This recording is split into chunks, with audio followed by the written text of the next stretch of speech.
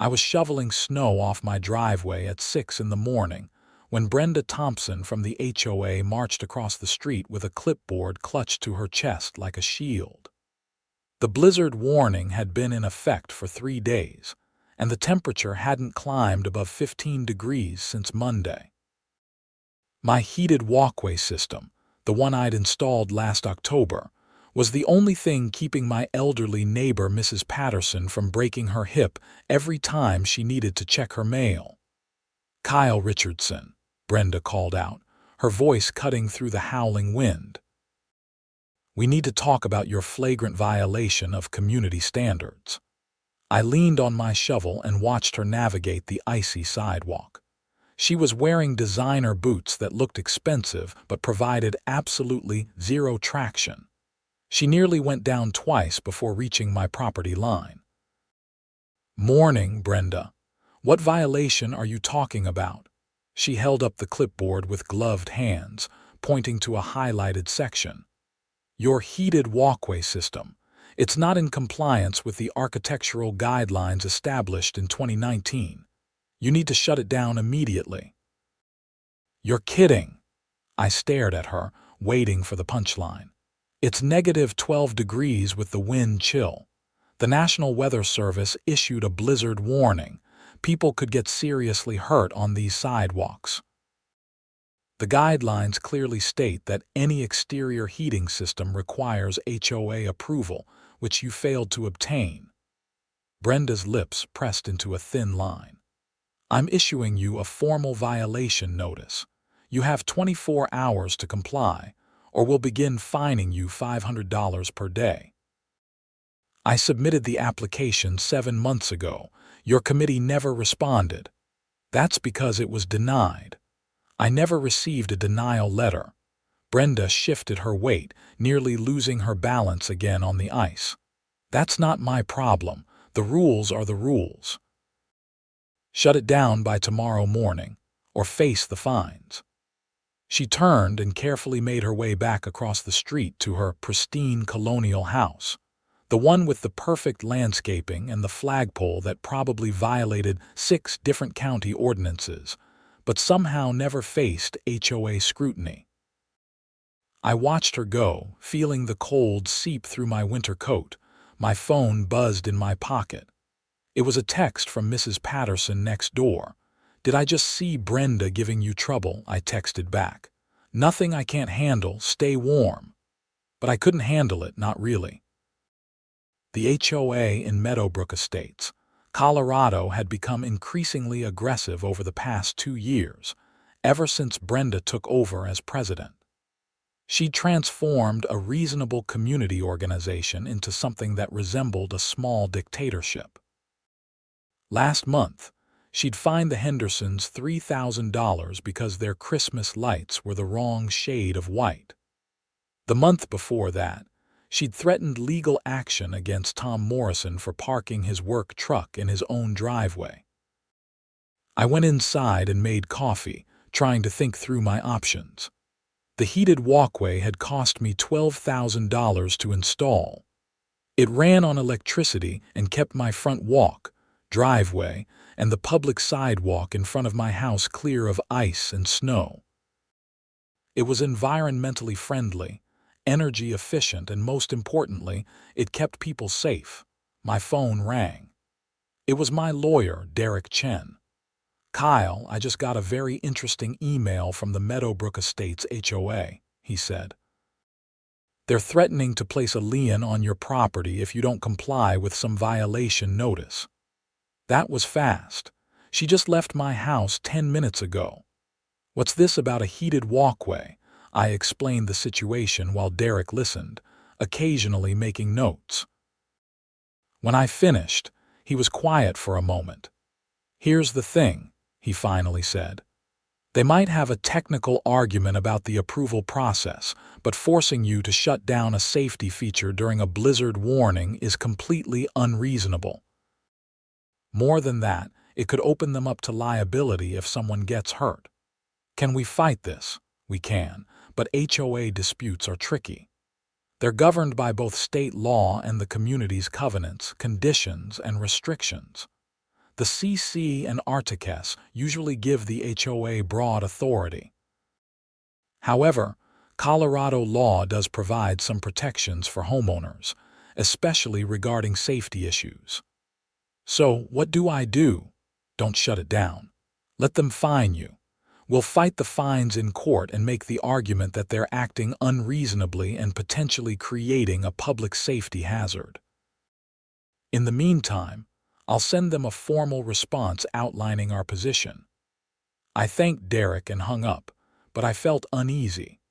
Fighting the HOA meant months of legal battles, thousands in legal fees, and the constant stress of living under Brenda's increasingly hostile oversight. That evening, I went down to my basement to check on the heated walkway system's control panel.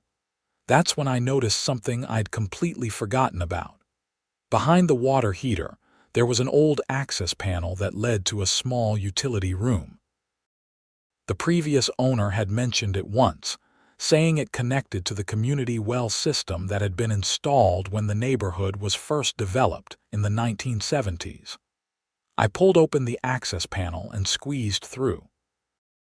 The utility room was cramped and dusty, filled with old PVC pipes and valves. In the corner, there was a junction box where several large pipes converged. A faded label read, Meadowbrook Community Well Primary Distribution Junction. I'd always assumed the neighborhood was on city water.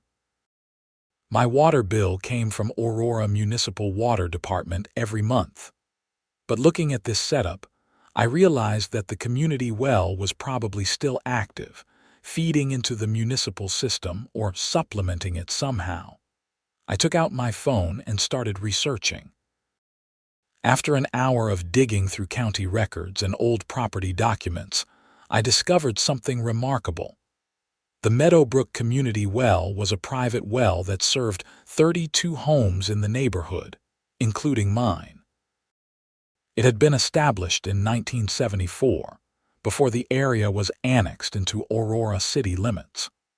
When the city water lines were extended into the neighborhood in 1982, the developers had created a hybrid system where the community well fed into a storage tank that supplemented the city water supply. The well was owned and operated by the Meadowbrook Estates, HOA, and according to the county records, it had never been properly permitted or inspected by the Colorado Department of Public Health and Environment. I sat back on my heels, staring at those pipes. An unpermitted well serving 32 homes with drinking water was a serious violation of state law. The kind of violation that could result in massive fines, mandatory shutdowns, and even criminal charges if contamination was discovered. My phone buzzed with another email from the HOA. This one detailed the fine structure. $500 per day for the first week, increasing to $1,000 per day after that. They'd also scheduled a hearing for next Friday where they would vote on whether to place a lien on my property. I took photos of the well junction, the pipes, the labels, and every serial number I could find. Then I went upstairs and spent the next 3 hours compiling every piece of documentation I could find about the community well system. The next morning, Brenda was at my door again at 7 sharp. This time she had 2 other HOA board members with her, Patricia Woods, the treasurer, and Gary Sullivan, the secretary. All 3 of them looked cold and annoyed. Mr. Richardson, we've conducted a visual inspection of your property, Brenda announced. Your heated walkway system is still operational. You are now in violation of the compliance deadline. Fines will begin accruing as of midnight tonight. I'm not shutting it down, I said calmly. It's a safety feature during a blizzard warning. If someone slips and gets hurt on the ice, the HOA could be held liable. That's not how this works, Patricia interjected. She was a thin woman in her 50s with sharp features and an even sharper tone. The community guidelines supersede individual concerns. If everyone just did whatever they wanted, we'd have chaos. Heated walkways aren't chaos. They're common sense. Gary, who was a large man with a red face and perpetual scowl, stepped forward. You think you're special, don't you? Think the rules don't apply to you? Well, we're going to make an example out of you, Richardson. By the time we're done, you'll wish you just followed the simple instructions. Is that a threat? It's a promise, Brenda said. Enjoy your fines. They turned and left, nearly slipping on the icy sidewalk in front of the Johnson house next door. I watched them go, then pulled out my phone and called Derek again. They're proceeding with the fines, I told him, and they're getting aggressive about it. Let them. In the meantime, I want you to document everything. Every interaction, every email, every letter. We're going to need it. Derek, I found something else, something big. I told him about the community well system. He listened intently, asking several technical questions about the setup and what documentation I'd found. Kyle, if what you're saying is true, this is a major violation. Private wells serving multiple homes require extensive permitting, regular water quality testing, and inspections by the state health department. If they're operating an unpermitted well, they could be looking at fines of up to $25,000 per day, plus mandatory shutdown orders. What should I do with this information? Nothing yet. Let me do some research on the regulatory requirements, but this could give us significant leverage in negotiating a resolution to your walkway issue. I spent the rest of the day doing my regular work. I was a software consultant, which meant I could work from home most days. It was a good thing, too, because the blizzard had intensified and the roads were nearly impassable.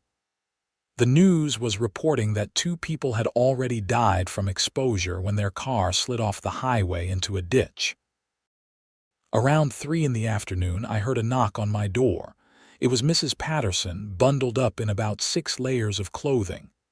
Kyle, I wanted to thank you for keeping the sidewalk clear, she said, her voice muffled by her scarf. I heard Brenda is giving you trouble about it. Don't worry about it, Mrs. Patterson. I'm handling it. She's a menace, that woman. Ever since her husband left her last year, she's been taking it out on everyone in the neighborhood. She fined me $200 last month because my mailbox was half an inch too far from the curb. Half an inch. I measured it 3 times.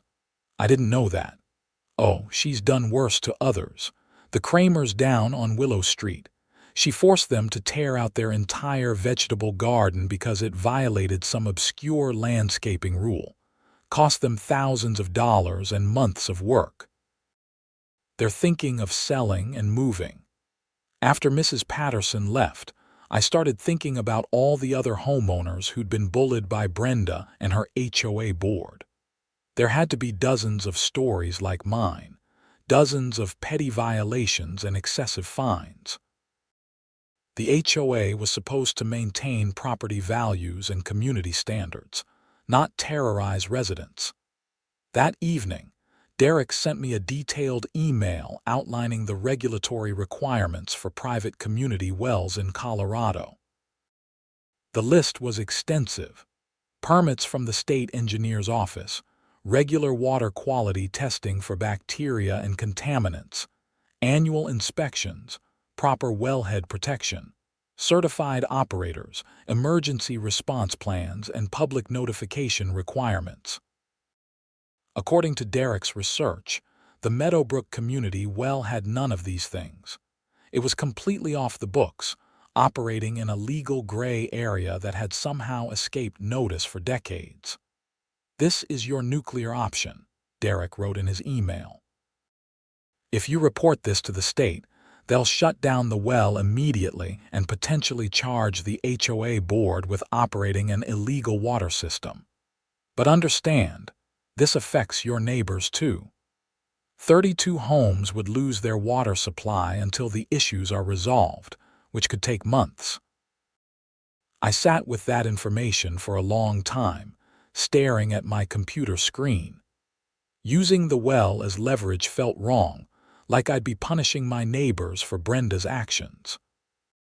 But at the same time, people had a right to know that their drinking water was coming from an unpermitted, uninspected well that could be contaminated with who knows what. The next morning, I received a certified letter from the HOA's attorney. It was a formal demand letter, requiring me to shut down the heated walkway within 48 hours or face immediate legal action, including a lawsuit for injunctive relief and a lien on my property. I called Derek immediately.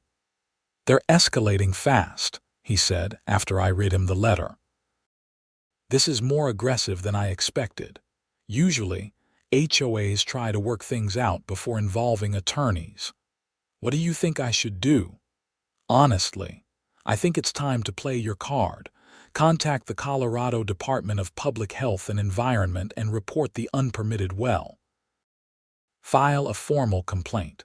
Once that's in motion, the HOA is going to have much bigger problems than your heated walkway. But what about my neighbors? They'll lose water. The state will work with the HOA to bring the system into compliance or connect everyone to city water. It might be disruptive, but it's also the right thing to do. People deserve to know their water is safe."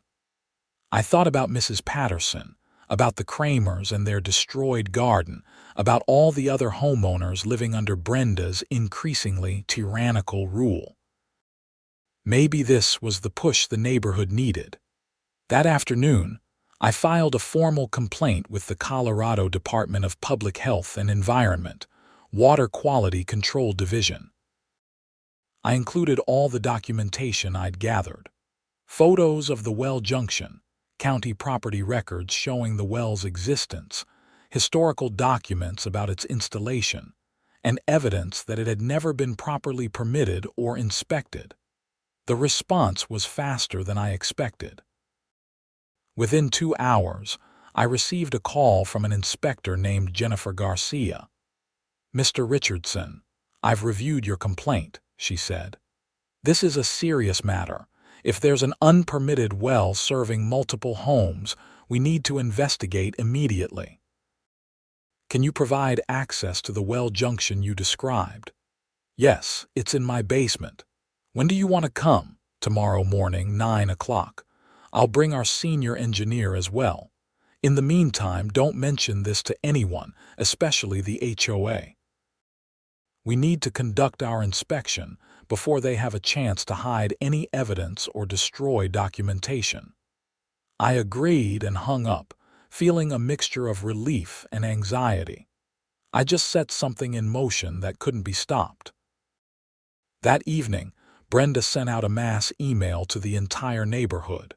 The subject line read, "Reckless homeowner endangering community standards."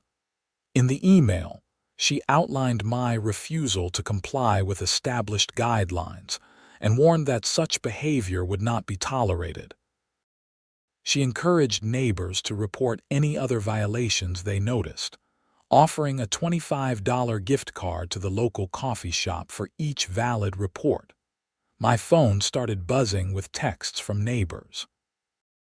Most were supportive, saying Brenda had gone too far and that the heated walkway was obviously a good thing during a blizzard. A few were critical, echoing Brenda's argument about rules and standards. One person, someone named Marcus who lived 3 streets over, sent a long text about how my defiance would lead to property values declining and the neighborhood turning into a slum. I didn't respond to any of them. I just waited for morning. Inspector Garcia arrived exactly at 9, accompanied by a serious-looking man in his 60s who introduced himself as Paul Henderson, the senior water systems engineer for the region. They spent 20 minutes examining the well junction in my basement, taking photos and notes. "This is worse than I thought," Paul said, running his hand along one of the pipes. "This is a Class 2 public water system under Colorado law, which means it requires extensive permitting and oversight. I don't see any backflow prevention, No water quality monitoring equipment, no proper valving for emergency shutdowns. This is a disaster waiting to happen. What happens now? I asked. We need to inspect the actual well site and the storage tank, Jennifer said. Where are those located? I think the well is in the common area behind the community clubhouse. The storage tank might be there too, but I'm not sure. Who has access to that area? The HOA board, I assume. Brenda Thompson is the president. Jennifer and Paul exchanged looks. We're going to need to contact them directly, Paul said. This is now an official investigation. Mr. Richardson, thank you for bringing this to our attention. You may have prevented a serious public health crisis. After they left, I felt the weight of what I'd done settle on my shoulders. There was no going back now. The state was involved, and they wouldn't let this go until the situation was resolved. I didn't have to wait long for the fallout. Around noon, I saw 3 official vehicles pull up to the community clubhouse. 2 from the state water department and 1 from the county health department. Jennifer and Paul were there, along with several other officials in reflective vests. 20 minutes later, Brenda's SUV came racing down the street and screeched into the clubhouse parking lot. I watched from my window as she got out and immediately started gesturing angrily at the officials. The conversation lasted about 10 minutes before Brenda pulled out her phone, her face bright red even from a distance. My phone rang. It was an unknown number, but I answered anyway. "Kyle Richardson, you absolute piece of garbage." Brenda's voice was shrill with rage. "You called the state on us.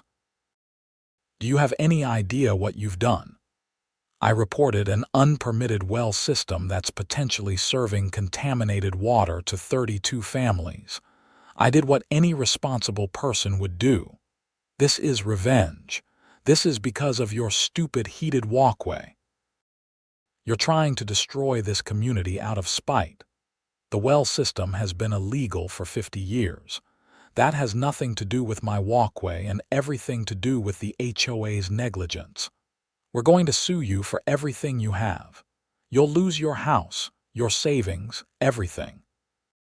By the time we're done with you, you'll be living in a cardboard box. Sue me if you want, Brenda. But right now, you should probably be more concerned about the state inspectors who are about to shut down your illegal water system. She hung up without another word.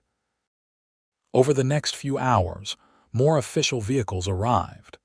I counted representatives from at least 4 different state and county agencies. The inspectors spent the entire afternoon examining the well site, the storage tank, and the distribution system. Around 5 in the evening, Jennifer Garcia knocked on my door again. She looked tired but satisfied. "Mr. Richardson, I wanted to update you on what we've found. The well system is severely out of compliance with state regulations. We've identified multiple violations. No operating permit, no certified operator, no water quality testing records, inadequate wellhead protection, and deficient distribution infrastructure. We're issuing an immediate cease and desist order. The well will be shut down tomorrow morning." "What about the water supply for the neighborhood?" "We've already contacted Aurora Municipal Water. They're going to expedite connections for all 32 homes affected by the well shutdown. In the meantime, we're arranging for bottled water deliveries and portable water tanks. It's going to be disruptive, but everyone will have access to safe water." "What happens to the HOA?" "That's being determined. The HOA board could face fines of up to $25,000 per day for each day they've operated the unpermitted system. Given that it's been running for decades, we're looking at potentially millions of dollars in penalties. There may also be criminal charges if we find evidence of knowing violations or if anyone got sick from contaminated water." After Jennifer left, I sat on my couch and tried to process everything. I'd gone from fighting about a heated walkway to potentially destroying the HOA financially. It felt surreal. The next morning, I woke to the sound of heavy machinery. Looking out my window, I saw crews from the water department setting up equipment near the clubhouse. A large tanker truck was parked on the street, and workers were running temporary water lines to several homes. My doorbell rang.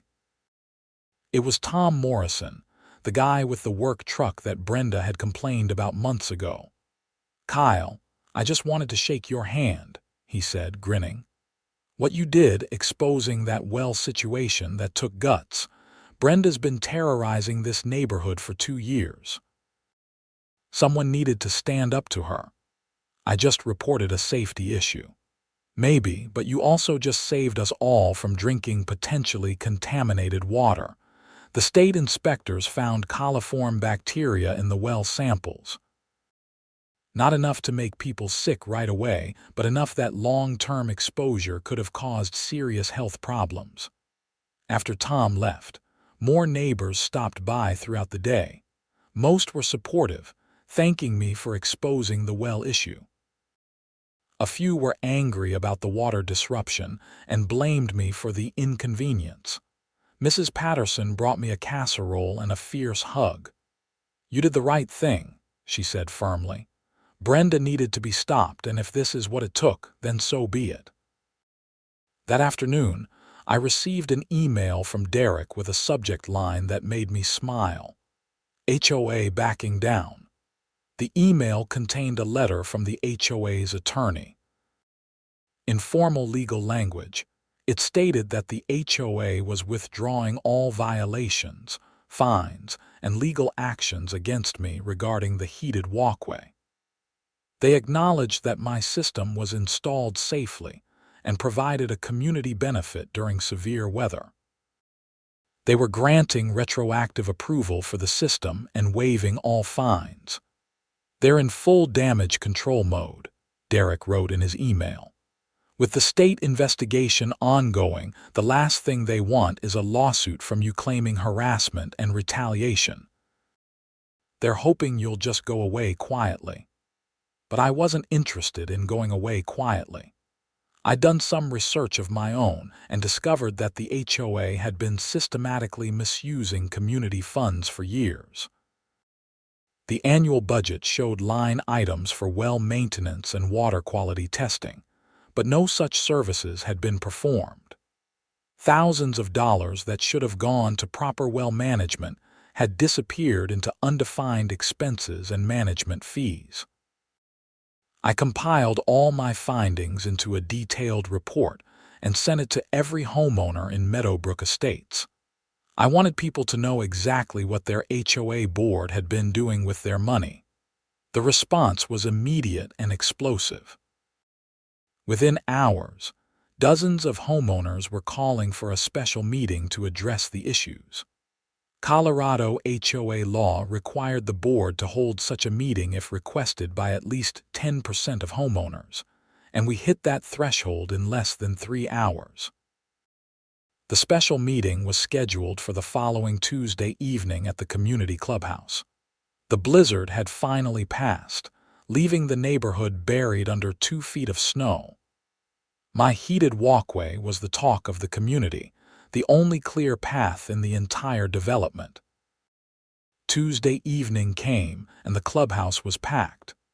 Every chair was filled, and people lined the walls. Brenda sat at the front table with Patricia and Gary, all 3 of them looking like they were facing a firing squad. A homeowner named Michael Brennan, who lived on Oak Street, stood up to moderate the meeting. He was a retired attorney and had volunteered to keep things orderly. "Let's start with the most pressing issue," Michael said. "The illegal well system.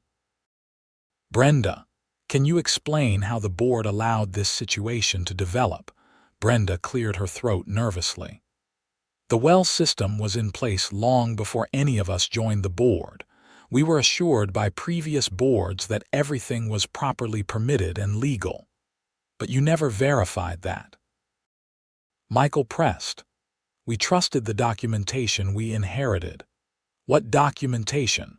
Because the state inspectors found no permits, no testing records, no maintenance logs. Where are these documents you're referring to? Brenda couldn't answer. She just sat there, her face growing redder by the second. Another homeowner, a woman named Lisa Chen, stood up. I want to talk about the budget. I've reviewed Mr. Richardson's report, and I have serious questions about where our HOA fees have been going. Can you explain the $20,000 annually budgeted for well maintenance when no maintenance was actually performed? Patricia, the treasurer, fumbled with some papers. Those funds were used for general infrastructure maintenance. What infrastructure? Be specific. Various projects around the community. That's not an answer. I'm asking for specific line items, specific projects, specific vendors. Where did $20,000 a year go? The meeting continued for 3 hours, with homeowner after homeowner demanding answers that the board couldn't provide. It became clear that the HOA had been grossly mismanaged for years, possibly involving fraud and embezzlement. Finally, Michael called for a vote. I move that we immediately remove the current HOA board for cause, based on their mismanagement of community funds and their operation of an illegal water system that endangered resident health and safety. The vote was overwhelming. Only 3 people voted against the motion, likely friends or relatives of the board members. Brenda, Patricia, and Gary were officially removed from the board. I further move that we turn over all HOA financial records to a forensic accountant for a complete audit, and that we refer any evidence of fraud or embezzlement to the district attorney's office for criminal investigation. That vote passed unanimously. Brenda stood up, her face twisted with anger. You're all going to regret this. You have no idea what you're doing. This community will fall apart without proper leadership. Madam, you need to leave, Michael said calmly. You're no longer on the board and you're disrupting this meeting. Brenda grabbed her things and stormed out, followed by Patricia and Gary. The meeting continued for another hour, with the homeowners electing a temporary board to manage affairs until a proper election could be held in 60 days. I was asked to join the temporary board, but I declined. I'd never wanted to be involved in HOA politics. I just wanted to be left alone to maintain my property safely. Over the following weeks, the situation continued to develop. The forensic accountant discovered that approximately $80,000 in HOA funds had been misappropriated over a 3-year period. Most of it had gone to a management company owned by Brenda's cousin, a company that provided essentially no services beyond sending out violation notices. The district attorney's office opened a criminal investigation. In Colorado, theft of this magnitude was a felony, and the case was assigned to a prosecutor who specialized in white-collar crime. Meanwhile, the state water department continued its work connecting all affected homes to the city water supply. The process took 6 weeks, but when it was done, everyone in Meadowbrook Estates had clean, properly treated municipal water. The community well was permanently sealed and decommissioned. The cost of the conversion was substantial, over $400,000. The state required the HOA to pay for it, which meant a special assessment for all homeowners. However, when the forensic audit revealed the extent of the misappropriation, the HOA's insurance company agreed to cover most of the costs under the directors' and officers' liability policy. In late March, as the snow finally began to melt and spring arrived in Colorado, Brenda Thompson was arrested and charged with theft, embezzlement, and fraudulent practices. Patricia Woods was charged as an accomplice, while Gary Sullivan cooperated with prosecutors and received immunity in exchange for his testimony. The local news covered the story extensively. "Former HOA president arrested for embezzlement" was the headline in the Aurora Sentinel. The story detailed how Brenda had systematically stolen from her neighbors while using her position to harass and intimidate anyone who questioned her authority. My heated walkway became something of a neighborhood symbol. During the trial, the prosecutor used it as an example of Brenda's abuse of power, describing how she tried to force me to shut down a safety feature during a blizzard while simultaneously stealing from the community and operating an illegal water system. The trial lasted 2 weeks. The evidence was overwhelming. Bank records, invoices from the fake management company, testimony from homeowners who'd been bullied and fined unfairly, and expert testimony about the well system's violations all painted a picture of systematic corruption and abuse. The jury deliberated for less than 4 hours before returning guilty verdicts on all counts. Brenda Thompson was sentenced to 3 years in state prison, with eligibility for parole after 18 months. She was also ordered to pay full restitution to the HOA, approximately $95,000 including interest and penalties. Patricia Woods received 2 years probation and community service. The day after sentencing, I was outside working in my garden when Mrs. Patterson came over with fresh lemonade. "Justice was served," she said, settling into one of my patio chairs. "I never thought I'd see the day when someone actually held an HOA board accountable for their actions." "It shouldn't have taken a crisis," I replied. "The system should have caught this years ago." "Maybe, but you're the one who had the courage to stand up to her. Most people would have just paid the fine and moved on." I thought about that. She was probably right. If the stakes had been lower, if I'd been less stubborn, I might have just shut down the heated walkway and accepted Brenda's authority. And in that case, the illegal well would have continued operating, the embezzlement would have continued, and Brenda would have continued terrorizing the neighborhood. The new HOA board, elected properly in May, was a completely different organization. They established clear policies about approvals, violations, and due process. They hired a legitimate management company with transparent billing and regular board oversight. They even published a monthly newsletter detailing the HOA's finances and upcoming projects.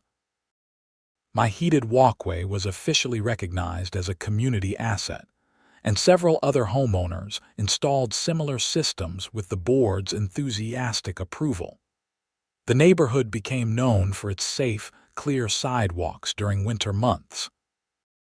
In June, I received a letter from the Colorado Department of Public Health and Environment. It was a formal commendation for my role in reporting the illegal well system. The letter noted that my actions had potentially prevented a serious public health crisis and had led to 32 families receiving safer, properly treated drinking water. I framed the letter and hung it in my home office, not out of pride exactly, but as a reminder. A reminder that sometimes doing the right thing requires standing up to people who abuse their authority. A reminder that systems of power, even small ones like an HOA board, need oversight and accountability. A reminder that one person speaking up can make a real difference. On a warm Saturday afternoon in July, the neighborhood held a community picnic in the common area where the old well had been. Kids played on new playground equipment that the HOA had purchased with recovered funds.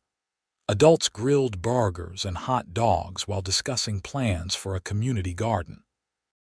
Tom Morrison walked over with a beer in hand and sat down next to me. "You know, a year ago, I hated living here. I was seriously considering selling and moving somewhere without an HOA. Now, this actually feels like a community. It's amazing what happens when people aren't living in fear of arbitrary fines and harassment," I said.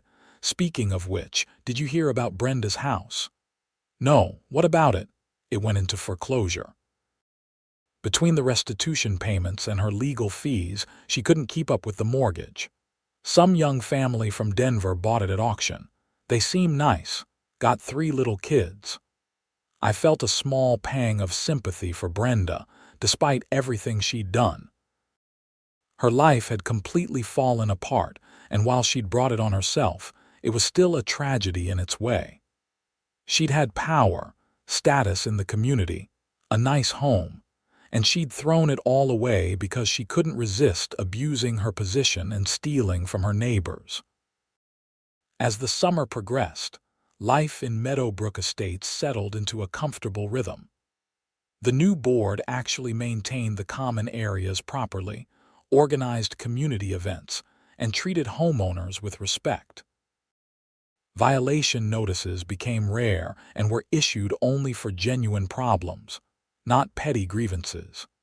In September, I received a surprise visit from Jennifer Garcia, the state inspector who'd investigated the well.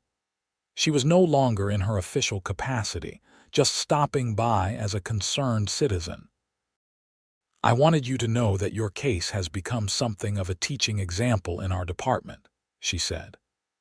"We're using it to train new inspectors about the importance of following up on citizen complaints and about how widespread the problem of unpermitted wells might be in older developments.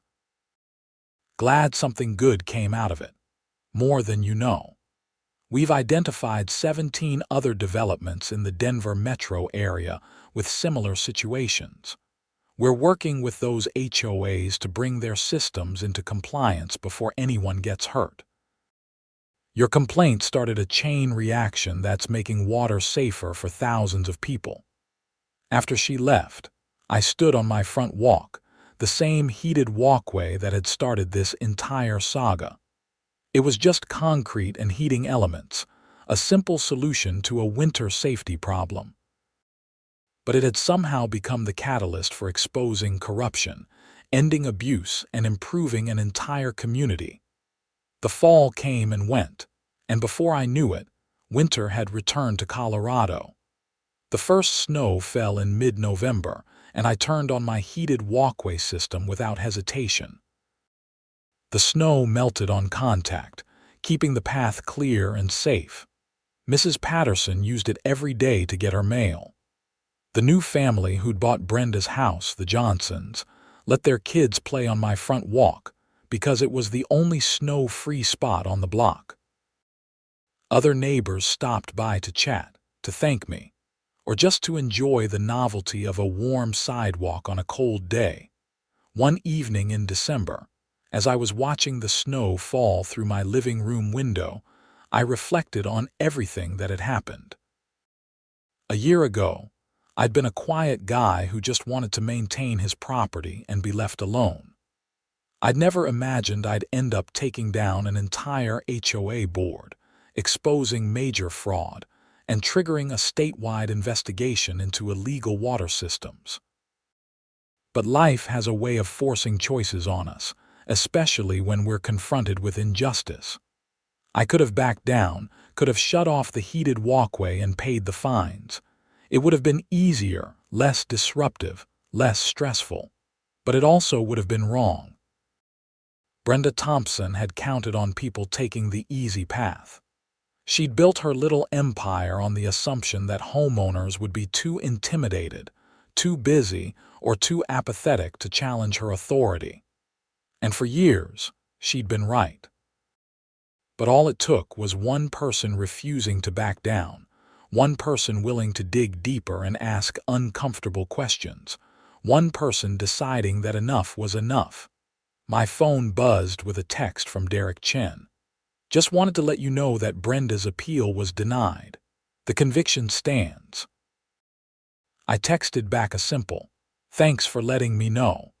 The legal saga was finally, completely over. Brenda would serve her time, pay her restitution, and hopefully learn from her mistakes. The neighborhood would continue healing and improving. And I would keep my heated walkway running, a small but meaningful contribution to community safety.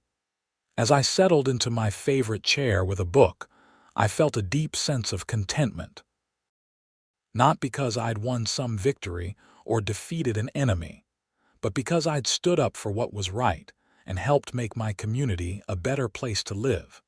Sometimes the most important battles aren't the ones we choose. They're the ones that choose us, that force us to decide what kind of person we want to be and what kind of world we want to live in. I'd made my choice, and despite all the stress and conflict, I'd make the same choice again. The snow continued to fall outside, blanketing the neighborhood in white. But my walkway remained clear, warm, and safe. A small light in the darkness, a small act of defiance against both winter and tyranny. And that, I realized, was enough. The next morning, I woke to find a note taped to my front door. It was from Sarah Martinez, one of the new HOA board members, inviting me to a planning meeting for next year's community improvements. They wanted input from all residents, particularly those who'd been targeted by the previous board. I decided to attend. Not because I wanted power or recognition, but because good governance requires participation. The old HOA had become corrupt partly because most homeowners didn't pay attention until it was too late. The new board deserved support from engaged residents who'd learned that lesson the hard way. The meeting was productive and collaborative.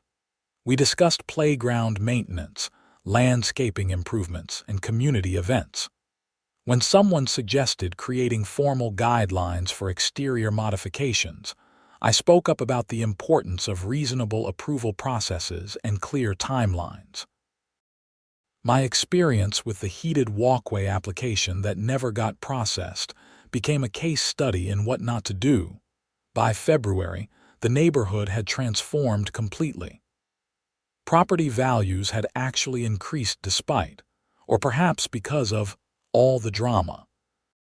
Potential buyers saw a community that had cleaned house and established genuine accountability, which was more attractive than a community living under authoritarian rule. The heated walkway controversy became local legend. People would point to my house and tell the story to newcomers, usually with dramatic embellishments. I heard one version where I'd supposedly confronted Brenda during a blizzard while she was trying to physically disconnect my system. Another version had me as some kind of investigative journalist who'd been planted in the neighborhood specifically to expose HOA corruption. The truth was much simpler and more mundane, but I let people tell their stories. Myths and legends serve a purpose in communities, and if my story could inspire others to stand up against petty tyranny, that was fine by me. In March, I received restitution payment from Brenda's bankruptcy proceedings. It wasn't much, just $300 representing my share of the recovered funds, but it felt symbolic. The check came with a brief letter from the court-appointed trustee explaining that Brenda's assets had been liquidated and distributed according to the court's orders. I donated the money to a local nonprofit that provided legal assistance to homeowners in disputes with HOAs. If my experience had taught me anything, it was that people needed resources and support when facing these battles. Spring arrived with its usual Colorado unpredictability, warm days followed by surprise snowstorms. My heated walkway got one final workout during a late April snow that caught everyone off guard. While the rest of the neighborhood scrambled for shovels, my walk was clear within an hour of the first flakes falling. In May, the HOA held its annual meeting. The new board presented a detailed financial report showing exactly where every dollar of our fees had gone. They'd established a reserve fund for major repairs, negotiated better rates with service vendors, and even reduced monthly fees by $15 per household due to more efficient management. This is what HOA governance should look like: Michael Brennan, who'd been elected president, told the assembled homeowners. Transparency, accountability, and service to the community. We lost our way for a while, but thanks to residents who refused to accept the status quo, we found our path again. He looked directly at me when he said that last part. Several people applauded. I felt my face flush with embarrassment but also pride. As summer approached and I prepared my garden for planting, I reflected on the complete arc of the story. It had started with such a simple thing: a heated walkway to keep people safe during winter.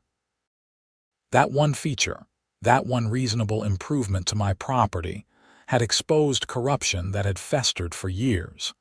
If Brenda had just approved the walkway application, if she'd been reasonable instead of vindictive, none of this would have happened. The illegal well would still be running. The embezzlement would still be ongoing.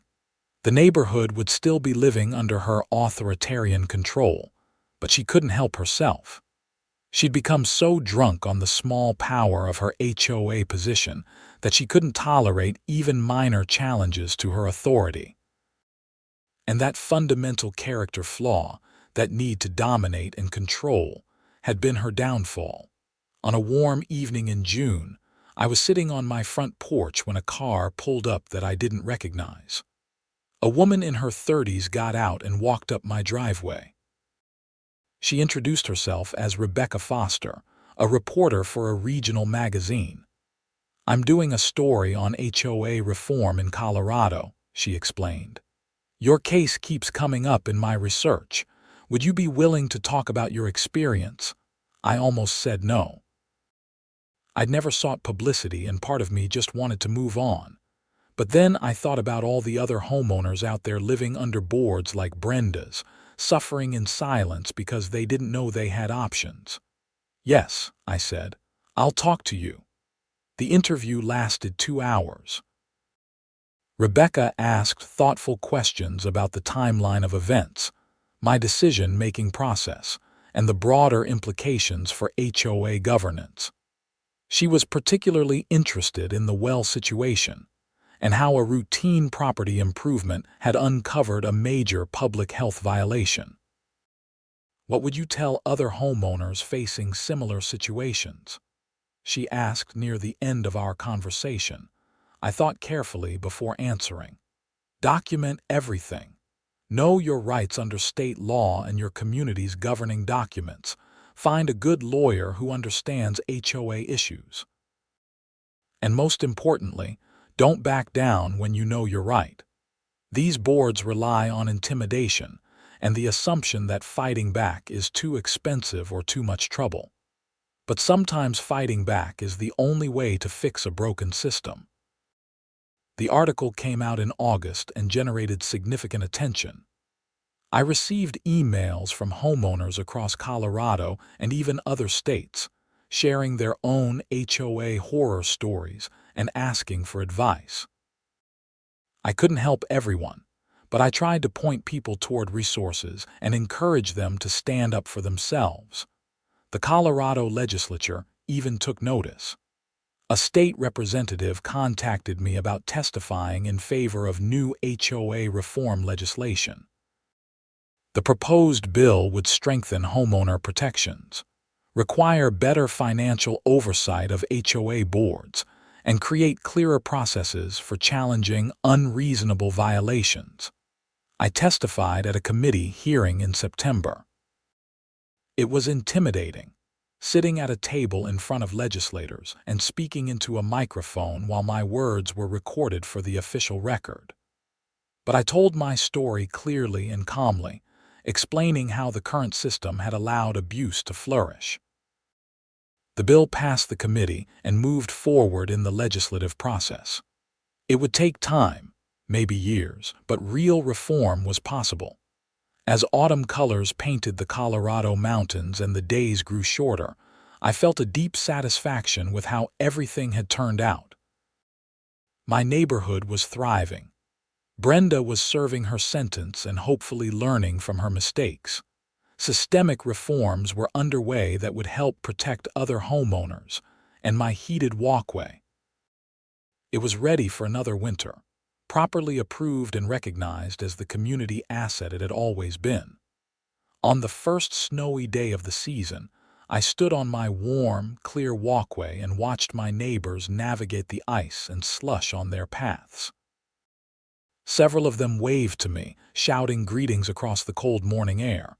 Mrs. Patterson emerged from her house, carefully making her way down my walk to get her mail as she did every winter day. "Thank you, Kyle," she called out. "Stay warm. You too, Mrs. Patterson. You too." I went inside and made coffee, looking out at the neighborhood I'd fought for and helped save. It hadn't been easy, and there had been moments when I'd questioned whether the fight was worth it. But standing here now, watching a healthy, functional community go about its business, I knew I'd made the right choice. Sometimes justice is served in dramatic courtroom victories and criminal convictions. Sometimes it's served in small daily improvements, in communities healing and finding better ways to govern themselves. I'd been lucky enough to experience both. As I sipped my coffee and prepared for another day of work, I felt grateful for everything that had happened, even the difficult parts. Adversity had revealed character, both in others and in myself.